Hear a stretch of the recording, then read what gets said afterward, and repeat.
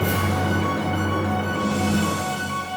here in court today to discuss the case of the wolf. Our testimony today will prove that the defendant, the Big Bad Wolf, is guilty of all the charges being brought against him. The disappearance of Granny, the theft and destruction of some very fine goodies in a basket. I'm innocent, I tell ya! The records show that the Big Bad Wolf is defending herself. Everyone's too afraid to help me out, so here I am, all alone. I saw this little girl in a red hood walk up to me, and then suddenly, I'm in jail! Well, let's continue.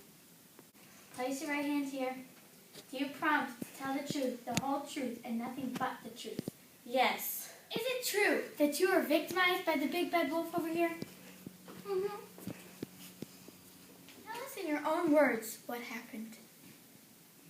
Well, I was walking along in the forest, minding my own business, when suddenly this big hairy creature came at me and tried to steal my basket of goodies.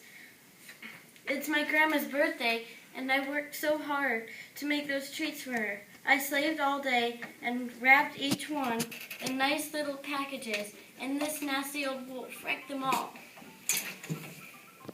Poor Red. Now. Are you telling me that this wolf scared you to pieces? Can you point at the one who did this to you? Your Honor, no further questions. Do you have anybody to testify, Wolf? Yes I do. How do you know that I was, in fact, the wolf that attacked you and stole your goodies? And ate my poor little old grandma and made a mess of her house. You have no proof. Yes, I do. It's right here on my cell phone. Wait, what?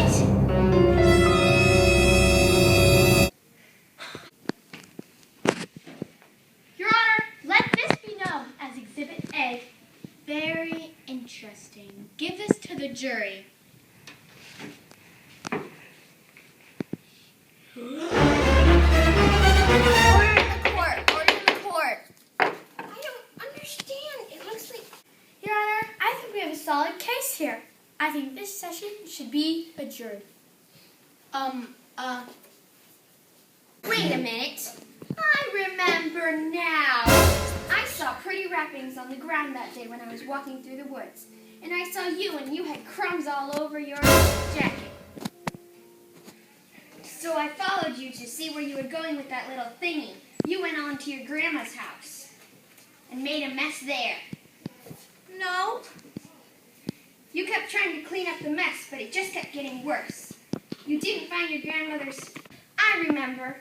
You were running through the woods eating those treats. And then I heard clicking behind me, and it was you with that little thingy pointed right at me. I don't know what you're talking about. So I followed you to see where you were going and what you were doing with that thingy you were putting in the air. So you kept trying to clean up the mess, but it only got worse. You didn't find your grandmother home, so you started baking some more treats. No. But her kitchen is more complicated than yours. No. Things just kept getting worse and worse, and you didn't know what to do. You didn't want to get another grounding, so you made up this story to save yourself. No. Now I don't know. Admit it, you were too busy making treats that morning, and you got hungry. You forgot to eat breakfast. Admit it, you weren't thinking straight. How did you know? So you tried to find a way out, cover it up and blame it all on me, when in fact your grandmother was off on a surprise birthday cruise. So you tried to find a way out, cover it up and blame it all on me, when in fact your grandmother was off on a surprise birthday cruise. Because here is the brochure I found in her home. Exhibit B, for a brochure. Why wasn't I alerted about this sooner? And you were afraid of getting into trouble again because you love snickerdoodles, don't you? Don't you? All right. I do. I made it all up. I'm sorry.